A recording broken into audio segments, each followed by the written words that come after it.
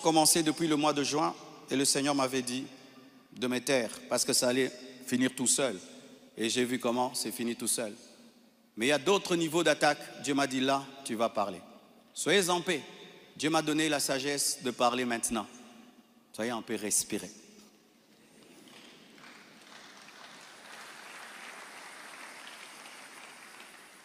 Désormais, lorsque j'aurai des choses très très importantes et pertinentes, j'écrirai et puis je lirai. Amen. Comme ça, je reste vraiment dans ce que je devais dire et ce que Dieu m'a demandé de dire. Shalom bien-aimé. Et j'aimerais que ça passe en ligne. Comme le combat est sur Internet, la réponse est sur Internet également.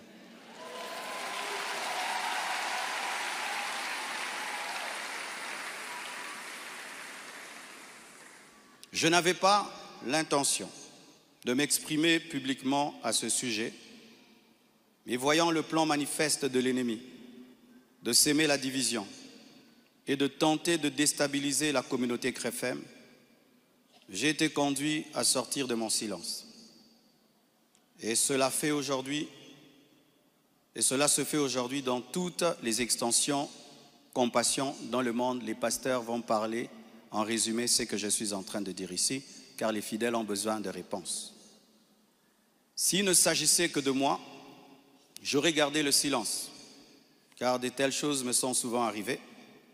Mais puisque l'honneur de l'Église et la paix de plusieurs sont en jeu, je dois parler, car il y a un temps pour se taire, un temps pour parler. Suite au décès de mon épouse Blanche, j'avais pris l'initiative de faire construire une maison pour ma belle-mère en mémoire de sa fille. Et c'était ça le plan, d'ailleurs. Je ne sais pas s'il y a les photos. C'était ça le plan de cette maison R+1. Par amour pour elle, par amour pour sa fille, en mémoire d'elle. Sur la parcelle, ma parcelle qui est à Bibois, 10 mètres sur 30 que j'allais lui donner. 10 mètres, 15 mètres sur 30, ou 10 mètres sur 30, j'ai oublié. Alors, lorsque j'ai décidé de le faire, le projet était déjà en cours avec son fils et un architecte, d'ailleurs celui qui est en train de nous construire ici. J'ai décidé d'en informer également la branche paternelle de la famille, pour des raisons de transparence. C'est alors que l'on m'a demandé de donner la même chose en espèces pour la famille paternelle. Ça veut dire l'argent que je vais dépenser pour construire cette maison pour la maman, que je donne aussi la même somme du côté du papa. J'ai expliqué que je ne pouvais donner que 250 000 $ pour l'ensemble des deux familles, considérant que je n'ai qu'une seule belle famille et qu'il leur revenait de se répartir cela entre eux. Mais à ma grande surprise, on m'a dit que la maison était considérée comme un cadeau que Blanche avait promis un jour et qu'elle ne comptait pas donc dans l'héritage. Ils exigeaient donc une somme supplémentaire pour atteindre un total de 800 000 $. Par ailleurs, certains membres de leur famille ont contesté ma désignation légale comme liquidateur de mes propres biens, réclamant que ce rôle soit attribué à ma belle-mère. Ce que j'ai catégoriquement refusé, car cela ne respecte ni le droit ni l'équilibre. Comment je peux être vivant et c'est quelqu'un d'autre qui va liquider mes biens? Ils m'ont également reproché d'avoir exprimé pendant le deuil ma volonté de ne plus me remarier, une déclaration faite sous le choc et la douleur, car lorsqu'on pleure, on dit des choses, en prétendant que j'avais menti parce que j'ai finalement choisi de reconstruire ma vie. L'un d'eux m'a même dit que je devais rester veuf jusqu'à ce qu'ils reçoivent leur héritage. 2 réunions ont eu lieu entre moi et une partie de ma belle famille. Malheureusement, aucun accord n'a pu être trouvé.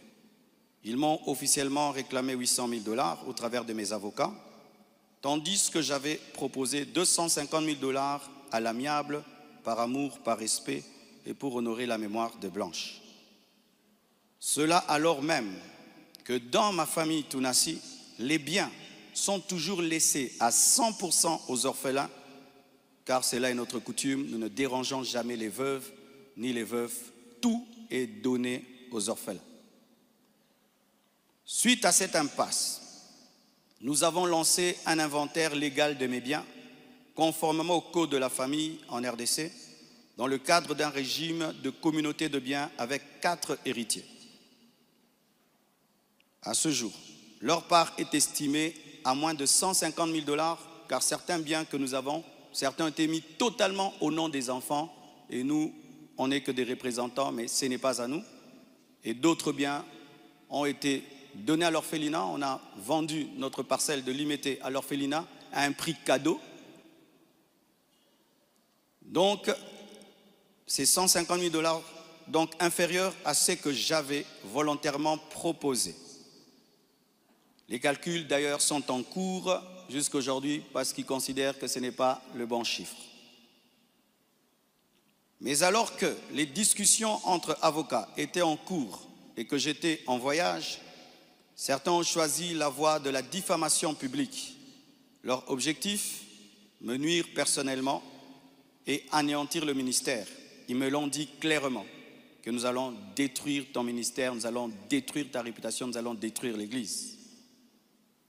Récemment, un numéro anonyme d'Afrique du Sud m'a confirmé ce plan. La personne a affirmé détenir plusieurs enregistrements vocaux dans lesquels Blanche était en train de se confier à sa maman. Et un jour, je parlerai de tout ça, mais pas maintenant. J'en parlerai dans 1 mois, 6 mois. Un jour, je parlerai de tout ça. Ces paroles arrachées de leur contexte et de leur timing, me faisant passer pour un mauvais mari, notre couple pour un couple détruit, alors que la plupart d'entre vous ici, vous savez combien nous nous aimions. Et dans chaque couple, il y a des temps, des fois, des petites frictions, comme dans tous vos couples. Et en 18 ans, jamais nous n'avons parlé de divorce. Je ne l'ai jamais frappé, je ne l'ai jamais insulté, je ne l'ai jamais tapé. Après 18 ans de mariage, je lui ai redemandé en mariage. Je suis allé prêcher dans l'église de mon fils Olivier, au Botswana. Tout ce qu'il m'a donné pour me bénir, je lui ai acheté une bague en diamant et je lui ai redemandé en mariage. Elle avait même témoigné dans une émission ici. Quand vous voyez ces dernières vidéos, cette femme était heureuse, était épanouie. Aujourd'hui, on veut changer toute cette belle histoire en un couple détruit. C'est totalement faux. Ceux qui veulent me croire, croiront. Ceux qui ne veulent pas, ne croiront pas. Mais je sais qui je suis devant Dieu et comment j'ai fait de tout mon mieux pour que cette femme ne manque de rien et de rien et de rien. Je ne sais pas si un jour Oracle pourra m'appeler et je l'enregistrerai pour un jour sortir ces enregistrements. Des fois, je me pense être dans un film. Il m'a aussi été reproché faussement qu'Esther venait déjà à Kinshasa du vivant de Blanche, ce qui est faux. Vous pouvez aller à la DGM, c'est seulement le mercredi. Elle est venue quand? Mercredi qu'elle est venue. Et d'ailleurs, quand elle est arrivée à l'aéroport, la DGM devait l'amener parce que c'était sa première fois. Je l'ai rencontrée après le départ de Blanche au travers d'un ami. Avant cela, je ne la connaissais pas. On ne se connaissait pas. Et on dit que j'allais souvent au Canada, plus de 10 fois. De toute ma vie, je suis allé au Canada que 2 fois, pendant que Blanche était vivante. Et après, j'ai voulu aller, je n'ai pas eu le visa. Ceux qui font mes démarches de visa du Canada sont là. Je ne suis même pas allé 3 fois au Canada dans ma vie. Et ce qui est pire, on dit que j'ai pris ces biens, ces sacs, c'est plutôt ces habits, j'ai mis dans des sacs poubelles pour donner à la belle famille. Est-ce que toi, tu gardes tes habits dans des sacs poubelles pour que moi j'ai des sacs poubelles à mettre des vêtements? On a mis ces habits dans des valises et dans des gros sacs parce qu'il y en avait beaucoup. Quand ils sont venus prendre les habits, ils ont cru qu'il y en aurait quelques-uns. Il n'y avait pas assez de place dans leur voiture. J'ai dû leur prêter même un bus pour amener les habits.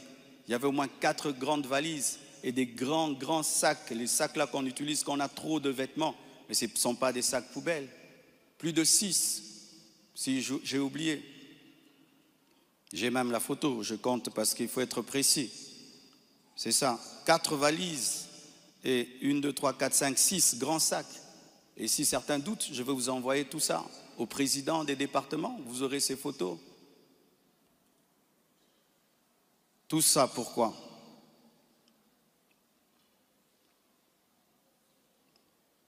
Et ce qui est terrible, on m'accuse même de l'avoir tué, alors qu'elle est décédée d'une crise cardiaque à l'hôpital, suite à une opération. Et ils m'ont posé la question, elle est morte de quoi? Je leur ai dit, on l'a opérée, elle n'a pas supporté l'opération. Le même jour, quand je suis arrivé avec son corps, après encore, la famille paternelle me pose les mêmes questions devant 10 personnes, 15 personnes, j'ai expliqué. Ils savent de quoi elle est morte. Et aujourd'hui au Congo, si tu deviens grand, donc tu tues les gens. Quiconque meurt à côté de toi, c'est toi qui le tues. Le jour que Dieu t'élèvera, tu comprendras ça. Tu dois prier que tout le monde vive 90 ans. Si les gens commencent à mourir, c'est toi qui les tues. Comment peux-je tuer la mère de mes enfants? Priver Tabiri de sa maman? Comment? Même toi, qui viens de te convertir, tu ne peux pas faire une telle chose. Moi, serviteur de Dieu. Elle est partie en Turquie samedi. Je l'ai suivie dimanche. On s'est rencontrés même avec papa à l'aéroport. Elle était déjà partie. Elle me disait de venir parce que pour son opération, il fallait que le mari signe. Et je suis arrivé, j'ai signé. Même pour une césarienne, on signe. Elle est partie, elle n'est jamais plus revenue. Et comment son corps est venu vite? Frère, le problème souvent, c'est que les gens attribuent aux autres leur pauvreté. Lorsqu'il n'y a pas les moyens, quelqu'un peut mourir lundi pour que le corps vienne. On prend 2 semaines de cotisation. Mais quand Dieu t'a béni et tu as des relations, et même le médecin est touché par ce qui t'est arrivé, c'est ce médecin qui a tout fait. Je dis, je ne peux pas dormir dans votre pays, je ne peux pas rester, je ne peux pas supporter. Je dois partir demain. Mes enfants ne peuvent pas rester en train de pleurer dans ce pays. Il a dit, qu'est-ce que tu veux que je fasse? J'ai dit, fais tout que je rentre. Il a tout fait et on est venu. Et c'est la sorcellerie. Comment quelqu'un peut mourir tel jour? Du coup, vous prenez le corps, vous amenez, c'est trop vite. Donc vraiment,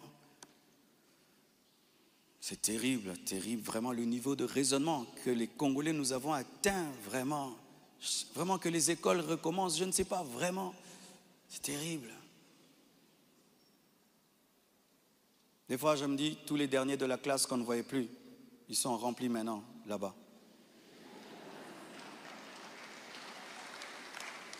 Et vous savez, le dernier de la classe, le professeur donne un cours de 2 heures du temps, et puis il a 1 sur 10.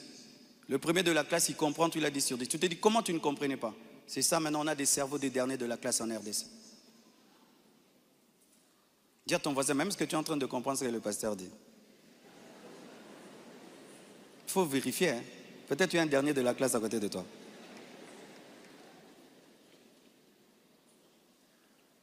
Tout cela n'est rien d'autre qu'un chantage, motivé par l'appât du gain, car cette personne me dira, donne-nous l'argent, nous avons des voices, sinon nous allons te détruire. Tout ça, c'est un chantage motivé par l'appât du gain. Pourtant, malgré tout, j'étais disposé, je suis disposé à donner 250 000 $ par respect pour Blanche et pour sa famille et pour la paix. Mais je ne peux pas accepter l'injustice d'une exigence démesurée de 800 000 $. Comme je vous dis toujours, cette église n'appartient pas à mes enfants. J'ai investi 26 ans de ma vie dans cette église, mais rien n'est à mes enfants. Qu'est-ce que mes enfants auront? Les quelques biens que j'ai, c'est à eux. Ils ne viendront pas un jour vous déranger ici.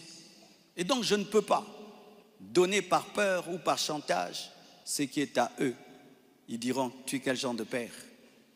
Et l'église, ce n'est pas nous. Et ce que tu as n'est pas à nous. Je ne le ferai pas. C'est pourquoi j'aimerais dire aux veuves et aux veufs, ne vous laissez pas dépouiller. Ne vous laissez pas dépouiller. Ne vous laissez pas dépouiller. Ce que je prêche, je le vis. Mon combat, c'est que je vis ma prédication, mon message. Mon combat, c'est le message de la sainteté qui dérange. Mon combat, c'est que une fois, j'ai vu l'esprit du léopard et il m'a dit, tu veux me combattre? Ce pays est tenu par un esprit de léopard, un esprit méchant. Regardez comment nous sommes devenus méchants. Regardez comment nous sommes devenus méchants, mes frères. Cette méchanceté démoniaque satanique. Et quand j'ai vu cet esprit, vous avez vu tout ce qu'on a connu. C'est pourquoi, pour finir, je vous prie, ne cédez pas à la haine. Au-delà des personnes visibles, il y a un combat spirituel. C'est une attaque de l'esprit de léopard que Dieu m'avait déjà révélé. Un esprit rusé et violent qui cherche à abattre les hommes de Dieu et à ravager les familles. Bénissez ceux qui vous persécutent. Priez pour ceux qui vous calomnient. Matthieu 5, verset 44. Ce n'est pas le moment de combattre dans la chair. Restons enracinés dans la vérité, dans l'amour et dans la prière. Pour ceux qui souhaitent des informations juridiques fiables, je vous invite à contacter mes avocats, le maître Béladé et le maître Abed, qui sont des fils de la maison. Et sachez que toute chose concourt au bien de ceux qui aiment Dieu.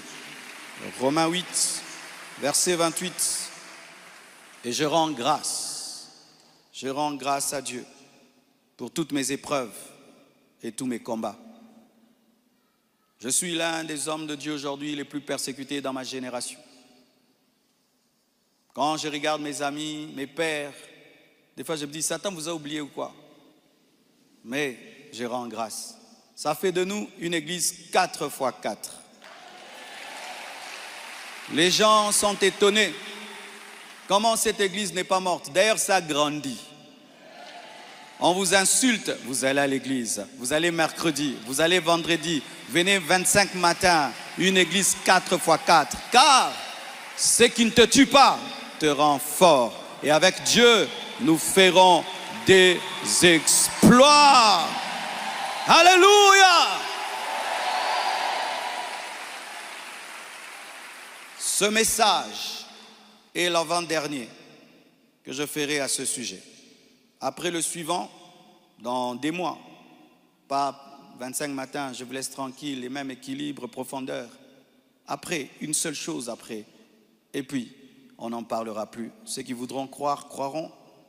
Mais sachez que moi et vous, nous devons continuer à bâtir comme Néhémie, une main à l'œuvre et l'autre sur l'épée. À bon entendeur, salut, que Dieu vous bénisse abondamment. Abonnez-vous en cliquant sur la cloche pour être abonné sur notre page YouTube Rema Web. Pour vous abonner sur notre page YouTube, vous devez chercher Rema Web. Après, cliquez sur les logos de Rema Web et cliquez sur s'abonner. Ensuite, cliquez sur la cloche et prenez toutes pour recevoir toutes nos informations et notifications. Rema Web, votre chaîne de prière qui est disponible 24h sur 24 sur YouTube. Cliquez sur la cloche pour vous abonner.